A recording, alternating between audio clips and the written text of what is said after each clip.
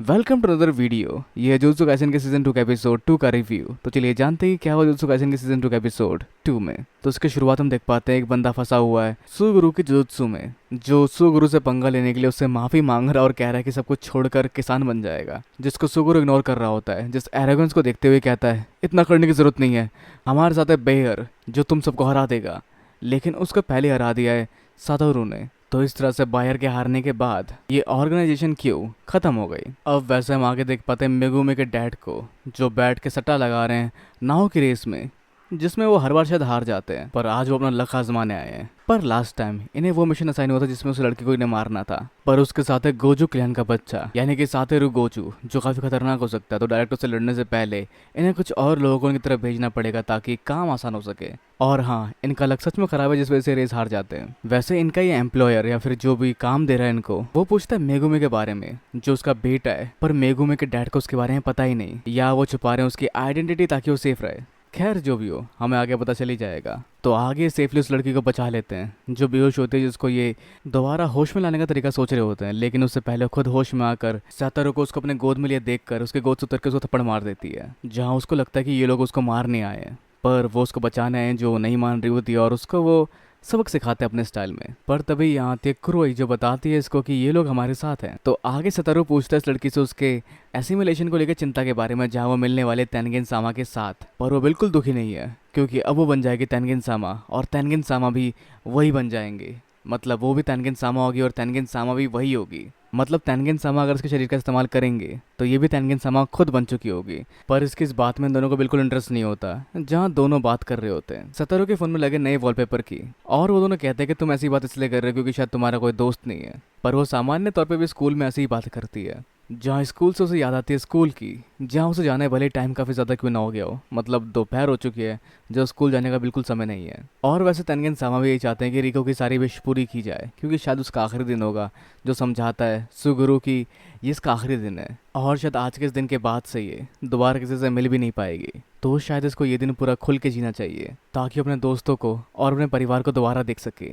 जहाँ उसकी मेड कहती है कि उसका कोई परिवार नहीं था, क्योंकि जब वो छोटी थी उसके माँ बाप एक एक्सीडेंट में मारे गए, जिसके बाद इसने उनका ख्याल रखा, मतलब ये उसका परिवार है। जैसा कहता है सुगुरु, मतलब ये इतना बुरा बंदा भी नहीं था, तो क्यों बनाए विलन जो शायद हमें सीरीज में जान पाएंगे। मतलब क्योंकि अब तक तो ये काफी अच्छी अच्छी बातें कर रहा है और अच्छाई की ही बातें कर रहा है, पर जिसे चिंता होती है रिको की, और सतारू और उसकी मेड को लेकर पहुंचता उसकी तरफ। अब जहाँ रिको को मारने का मिशन किसी और को भी मिला है जो चिल कर रहा है, पर साथ ही कोई और बंदा भी जो अपना काम कर रहा है, जो पोस्ट कर रहा है शायद ऐड, ताकि उसकी डेथ या फिर उसको पकड़ना एग्जीक्यूट हो सके। तो जिसकी डिटेल पोस्ट हो चुकी है ऑनलाइन, और साथ में सतारू, सुगुरु और मेई बढ़ रहे हैं उसकी तरफ, जो अपनी म्यूजिक क्लास में गई होगी, जिसकी म्यूजिक क्लास उनके टीचर के हिसाब से चेंज होती रहती है। मतलब वो क्लास कभी भी कहीं भी लग सकती है, जिसको उन्हें ढूंढना है और बचाना है उस लड़की को, जहाँ पे ये लोग अलग अलग हिस्से में बढ़ जाते हैं। तो अगर हम बात करें फुशिगिरो की, तो वो बात कर रहा है उस ऐड की जो कि लगाई गई थी उस लड़की को मारने के लिए डार्क साइड पे, जिसके वजह से बहुत सारे लोग उस तरफ बढ़ भी रहे हैं।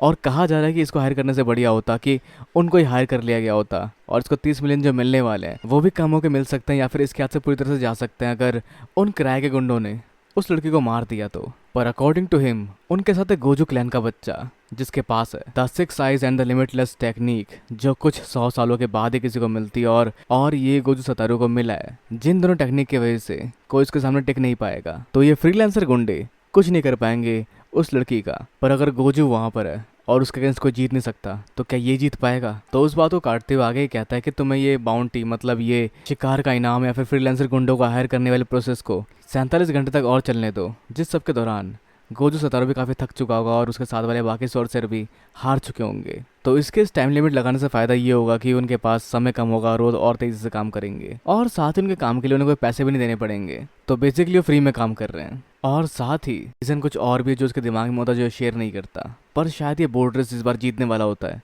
और मे भी इसका लक बदलने वाला है। पर यह भी शायद होता है क्योंकि एंड मौके में इसके दाव वाली बोर्ड जो जीतने वाली होती है वो एक मार्जिन से हार जाती है, और ये अपने एम्प्लॉयर की कॉल भी काट देता है सिग्नल ड्रॉप बताकर, मतलब है हेलो, आवाज़ नहीं आ रही, बाद में करता हूँ। पर इस सब के अलावा सुगुरु भाप पाया किसी कर्ज यूज़र को, जिसकी वजह से वो आगे बढ़ रहा होता है, जहाँ अगर वो स्टार लीजन ग्रुप ने भेजा होगा तो वो खतरनाक हो सकते हैं।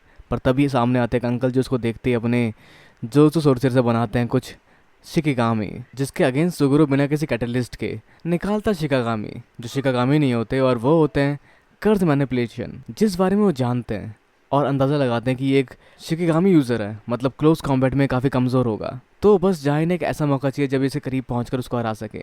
पर उनके ऐसा कर सकने से पहले एक बड़े से कर्ज को छोड़ता है उनके ऊपर सुगुरु, वो भी काफ़ी कंट्रोल तरीके से। मतलब इससे आसपास की खिड़कियाँ टूट सकती थी लेकिन टूटती नहीं है, बस टच हो जाती है। पर यही तो वो अंकल चाहते थे। जहाँ वो खिड़की तोड़कर आते हैं सामने और सुगुरु को एक चाकू हाथ में लिए मारने की तैयारी करते हैं, लेकिन उस समय उन्हें दिखाई देता उनका एक पालतू कुत्ता जो आज से 50 साल पहले मारा गया था, जहाँ वो अकेले थे।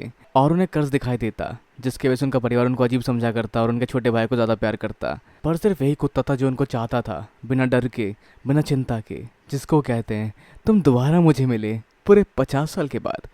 जहाँ ये पल होता है उनकी आंखों के सामने उनकी लाइफ का फ्लैशबैक, क्योंकि इस समय पिट रहे होते काफ़ी बुरी तरह से सुगुरु से, जहाँ उसने इनको काफ़ी अच्छी तरह से काउंटर कर दिया। तो सुगुरु ने बड़ा सा कर्ज जानबूझ के फेंका था ताकि वो ये गलती करे जो उनको मौका लग रहा था। और शायद अंकल मारे गए इससे पहले क्यों बता पाते कि वो क्यों के लिए काम करते हैं या स्टार रिलीजियस ग्रुप के लिए। तो वैसे आगे सतारू या फिर गोजू ढूंढते ढूंढते पहुंचता है रिको के पास, जिसको देख के बाकी लड़कियों को लगता है कि वो उसका बॉयफ्रेंड है। और सभी काफ़ी ज़्यादा इंप्रेस्ड होते हैं गोजू की पर्सनैलिटी को देखकर और उसकी लंबी हाइट को देखकर, उसकी नीली आंखें और लंबे लंबे पलकों को देखकर। मतलब हम आस्था जैसे हाइट वाले लोग क्या करें। बट एनीवेज सब उससे काफ़ी हद तक इंप्रेस्ड होते हैं और उनकी टीचर उसको अपना नंबर देके जाती है। मतलब गोजू ने आते ही टीचर फंसा ली। पर इन सब बसड़ के बीच में से रिको को उठा के ले जाते हैं वहाँ से गोजू और उसको लिटरली उठा लेता ताकि उसे भागने की मेहनत ना करनी पड़े। जिनको ऑब्जर्व कर रहा होता है एक भाड़े का किलर, पर जिसको नोटिस कर लेती है मई और उसे लड़ना शुरू कर देती है। जहाँ वो काफ़ी कमाल की होती है क्योंकि वो उसके सेंटर ग्रेविटी को हिलाकर नीचे गिरा देती है उसको, पर उसके बाद उस पर इस्तेमाल करता है अपने कर्ज मैनिपुलेशन टेक्निक का सुगुरु। वैसे रिको का है, रिको को लेकर निकला है वहाँ पर सतारू। तो हाँ, रिको के सर पे लगा हुआ है 30 मिलियन का इनाम, जिंदा या मुर्दा किसी भी हालत में चलेगी, जिसकी ये बाउंटी पोस्ट की गई है अंडरग्राउंड कर्ज यूजर्स के लिए। पर क्योंकि जोत्सु सोर्सर की कमी है तो गोजू चाहता है कि इनके साथ मिल जाए, लेकिन ये नहीं मिलना चाहता। जहाँ पर उन पे इस्तेमाल करता है वो अपने जुजुत्सु का, जिससे उसके दो क्लोन आपस में चिपक जाते हैं उसकी तरफ बढ़कर। तो ये जो भी है ये शिकिगामी नहीं है, ये क्लोन्स है, जहाँ हर एक बंदा इसमें से रियल है। जहाँ दो और क्लोन वार करने जाता है सतारू के ऊपर, लेकिन जिसको रोक देती है उसके आसपास बनी शील्ड जिसे कहा जाता है इन्फिनिटी, जिससे गोजू ने इन दोनों क्लोन्स को भी हरा दिया है। और साथ ही वो इसकी टेक्निक के पार भी देख पाता है जो है क्लोनिंग टेक्निक, जहाँ सारे क्लोन रियल होते हैं। अगर मेन बॉडी पर चोट लगेगी तो जो दूसरा क्लोन सेफ होगा वो बन जाएगी उसकी मेन बॉडी। और साथ ही एक क्लोन बनने के बाद दोबारा काफ़ी समय तक दूसरा क्लोन नहीं बना पाता। तो अगर हम बात करें गोजू की टेक्निक की तो वो है इन्फिनिटी, मतलब कोई भी चीज़ उस तक कभी पहुंच ही नहीं पाएगी या फिर काफ़ी ज़्यादा समय लगेगा उस तक पहुंचने में।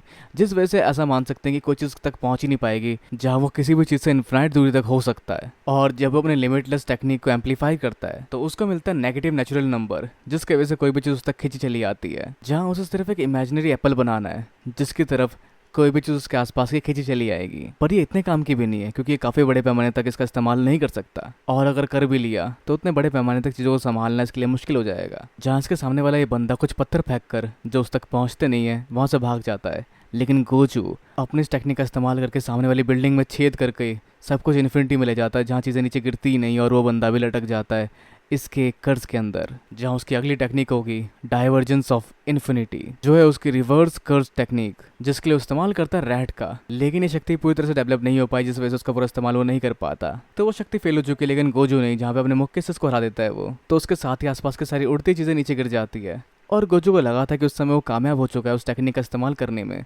लेकिन वो नहीं हो पाया। अब आगे एक मैसेज आता है उस लड़की के पास जिसमें देखा जाता है कि कुरोई को किसी ने किडनैप कर लिया है। तो क्या होगा आगे? जेंस के प्रीव्यू में समझ तो आ रहा है कि यहाँ आएंगे मेगुमी के डैड भी, लेकिन क्या होगा आगे? किसने किया है किडनैप कुरोई को? जानने के लिए वेट करना पड़ेगा नेक्स्ट पार्ट का। और क्या उसके डैड होंगे या फिर कोई और?